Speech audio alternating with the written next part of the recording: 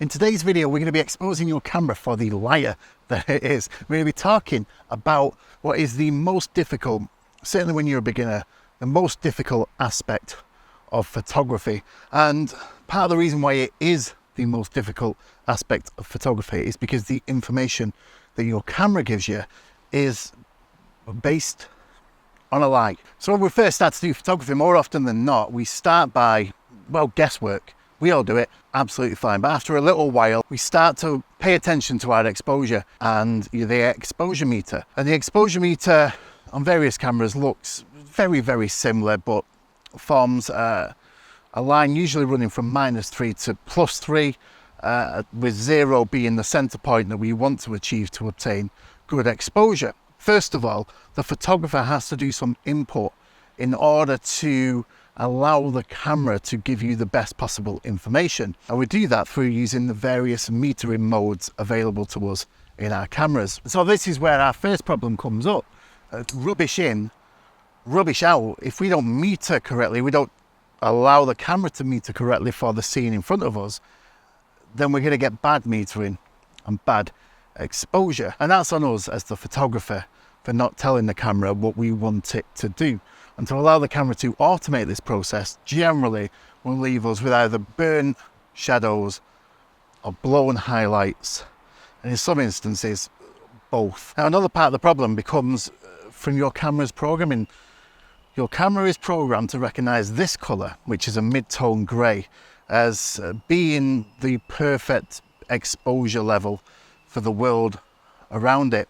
So we have to dial in different settings in order for it to understand that that's not what we're after. And the problem with that is having to understand and decode the lie that your camera is telling you by suggesting that this is the perfect exposure, because the second that you're not shooting this and you're perhaps shooting this, your camera doesn't know that and will tell you that this is overexposed, because what it's trying to do is make this white into this grey. And the same happens when you then show it something in the blacks and in the shadows. It will tell you that this is a good exposure and this is a bad exposure. But if that is what you are going for, then you are going to massively overexpose that in order for the camera to tell you that you've got the right exposure by making it into this. And so your meter isn't really that trustworthy. It isn't that reliable, and the information that it gives off is generally average at best. So is there a better way? Yes, there is, and it's available on nigh all digital cameras, and it's called the histogram. Now the histogram displays the dynamic range of your camera and the tonality that you've got within your scene. It allows you to see the tonality and whether or not that fits within the dynamic range of your camera. So how does a histogram work? Well, let's take a quick look. On the left hand side of any given histogram, this represents the darks and the shadows. So we've got complete darks, as in black, then shadows, and then we've got our mid-tones which sit in the middle, and then over to the right hand side of the histogram we've got our highlights and our pure whites. And the aim is to fit the whole of the tonality within any given scene in between the left hand side of the histogram and the right hand side of the histogram. Now don't worry about up. What up represents in any given histogram is the amount of pixels within that tonality range. So if you're pointing your camera at a pure black card, then what's going to happen with your histogram is that your histogram is going to move everything over to the left, which represents the darks, and you're going to see it shoot out of the top of your histogram. For some reason, camera manufacturers don't make it capable of displaying 20, 25, 30, 40, 50 million pixels in the height, so it shoots off the top because all of your pixels contain that tonality range. So in terms of going up doesn't correlate at all to exposure. What we need to worry about when it comes to exposure is left to right. But, and it's a big but, the histogram is, how to put this, also a lie. You see, the histogram itself is an average Let me explain. At a pixel level, your camera is actually capturing colours, RGB, the red, blue and green.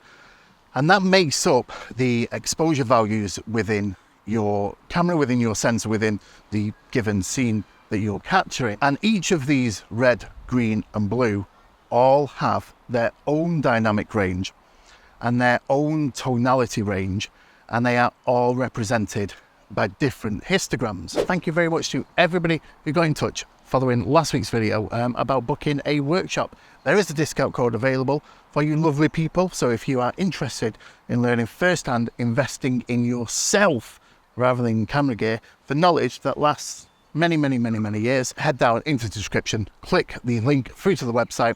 I know it's an offer code down there as well for 25% off the group or individual workshop of your choice. So how do we overcome this problem? Well, on most cameras, once we took our image, we can go and review that image. And if we toggle through the various settings, then we're going to find that we can actually see the red, green and blue histograms. And when we're out in the field capturing a shot, we can check against those to make sure that we have captured all of the tonality within our scene, within the dynamic range of the camera. So the blues might pop a little bit higher than the reds because of the sky. If we're doing landscape photography, sky is usually the brightest part of the image. You take your shot, measure with your histogram because that is far closer to the actuality than your exposure in meter. You then go into your camera, review the image, find your RGB histogram and check those as well. And if you find that you are overexposing in one of them or clipping out in one of them, you can adjust your exposure to match, and you can make sure that you capture all of the tonality within your given scene within the red, green and blue spectrums that are displayed by the red, green and blue histograms. And I think for many this would come across as an advanced technique. But this goes back to what I talk about a lot in my videos is effort. Make the effort. See the light. Make the effort to decipher the information that is being given across to you, because that is how we progress as photographers. Because when it comes to exposure, it is more often than not the photographer's bad input that has given the bad output from the camera. And knowing this and understanding this can save loads of money, because you don't go chasing after the latest gear thinking it's the gear's fault that you can't get a good exposure. 99.9% of the time, it's the photographer's fault. Now we're going to talk a little bit more in future episodes about how to overcome some common exposure challenges that we might face every day. But in the meantime, if you want to see more about using the histogram, then this is the video to do it on. But don't forget that the histogram is only an average of the RGB histograms, but will certainly do you a lot better than the exposure meter. I've been Dave. This has been Let's Collect Photography. Now, see you guys on the next one or on that one pretty damn soon. Bye.